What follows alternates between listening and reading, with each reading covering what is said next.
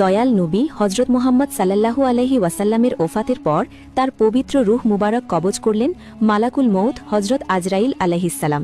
কিন্তু এরপরই তিনি এক মহা চিন্তায় পড়ে গেলেন, এই পবিত্র রূহ তিনি কোথায় রাখবেন। আজরাইল আলাইহিসসালাম নবীজির রূহ নিয়ে প্রথম আসমানে গেলেন, কিন্তু সেখানে এমন কোনো উপযুক্ত জায়গা পেলেন না যেখানে এই পবিত্র রূহ রাখা যায়। এরপর তিনি একে একে দ্বিতীয় আসমান থেকে শুরু করে সপ্তম আসমান পর্যন্ত সব জায়গা ঘুরে দেখলেন, কিন্তু কোথাও নবীজির রূহ মুবারক রাখার মতো পর্যাপ্ত সম্মানজনক স্থান খুঁজে পেলেন না। উপায় না দেখে তিনি চললেন লা মাকাম অর্থাৎ আল্লাহ তাআলার আরশের দিকে। আল্লাহর আরশের ৭২,০০০ পিলারের চার পাশ দিয়ে তিনি ঘুরতে লাগলেন। তখন মহান আল্লাহ তাআলা জিজ্ঞেস করলেন, হে আজরাইল, তুমি কি খুঁজছ?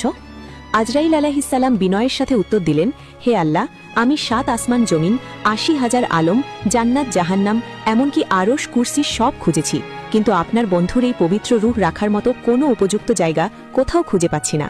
তখন আল্লাহ রব্বুল আলামিন ঘোষণা করলেন, হে আজরাইল, আমার হাবিবের দেহ মোবারক ছাড়া এমন কোনো পবিত্র জায়গা আমি সৃষ্টিই করিনি যেখানে তার রূহ রাখা যায়। অতএব এই পবিত্র রূহ পুনরায় আমার হাবিবের শরীরেই ফিরিয়ে দাও।